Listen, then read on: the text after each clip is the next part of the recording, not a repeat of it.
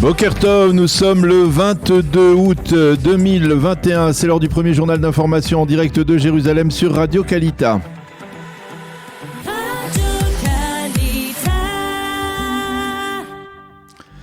Et nous commencerons ce premier journal d'information de la semaine par la tension. Une tension renouvelée dans le sud du pays entre Israël et la bande de Gaza. L'état du sergent-chef Bar El Hadaria Shmueli est toujours critique. Son pronostic vital est engagé. Le sergent-chef Shmueli, 21 ans, est tireur d'élite dans l'unité des Mistarvim, des gardes frontières israéliens.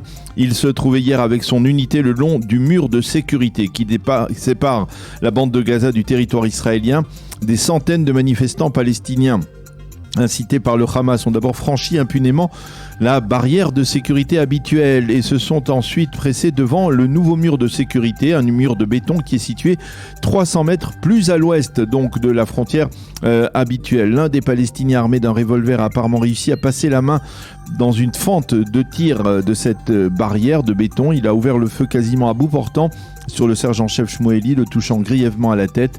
Hospitalisé à l'hôpital de Soroka de Beersheba, le sergent-chef a été opéré d'urgence. La nuit dernière, son état reste critique. À noter que toujours le long de la frontière, mais à un endroit différent, un Palestinien a tenté de prendre l'arme automatique d'un soldat israélien, mais il n'y est pas parvenu. À la suite de ces manifestations et de ces développements violents, des avions de chasse de Tsahal ont bombardé durant la nuit les positions du Hamas dans la bande de Gaza. Durant ces raids, les Palestiniens ont ouvert le feu en direction des avions israéliens à l'aide de mitrailleuses lourdes. Ils n'ont pas réussi à toucher ces avions, mais les balles ont finalement atterri dans la localité de Sderot, endommageant des véhicules privés et même des bâtiments de la localité. Les manifestations palestiniennes n'ont apparemment pas pris de court. L'armée israélienne qui depuis vendredi avait dépêché sur place des renforts de troupes. Et hier soir, après l'intensification des échauffourées avec les forces israéliennes, des unités d'élite des commandos Maglan se sont déployées le long de la frontière, dans le nord de la bande de Gaza en particulier, afin de mieux maîtriser les émeutes. Au cours de ces émeutes, 24 Palestiniens ont été blessés. Des émeutes orchestrées par le Hamas qui interviennent pourtant dans un contexte qui devait être un contexte d'accalmie après la conclusion jeudi soir d'un accord sur l'acheminement par le Qatar de plusieurs dizaines de millions de dollars à l'intention de la population palestinienne. Alors on s'interroge ce matin encore en Israël sur les raisons de ce regain de tension.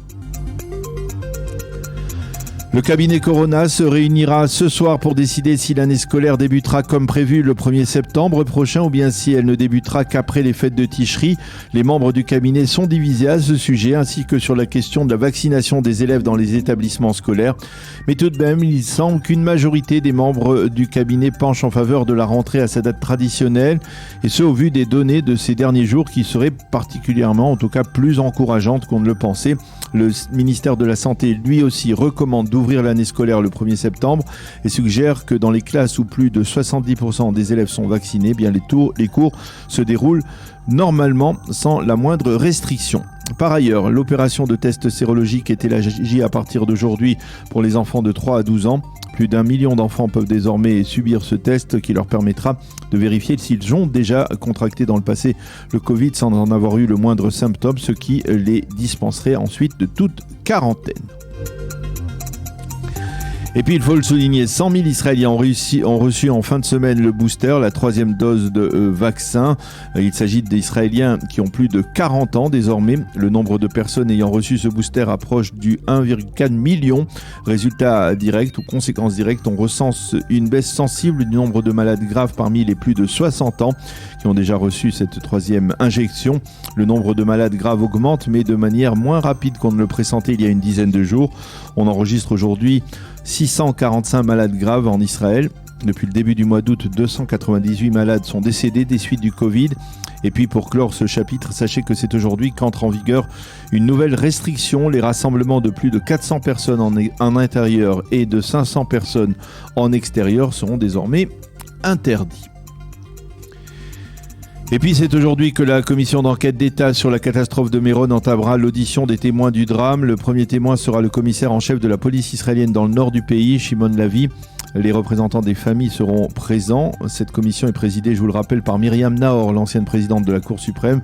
Elle tiendra ses séances à Jérusalem dans le parc technologique de Malcha. Les débats pourront être suivis en direct sur le site de la commission sur Internet.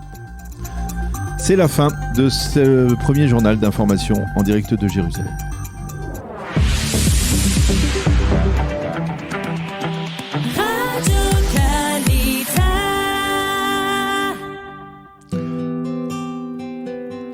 La météo, légère baisse des températures aujourd'hui, en particulier sur les hauteurs du pays, mais il fera aujourd'hui très chaud. Les températures 31 degrés à Jérusalem et à Tel Aviv et 40 degrés à Eilat.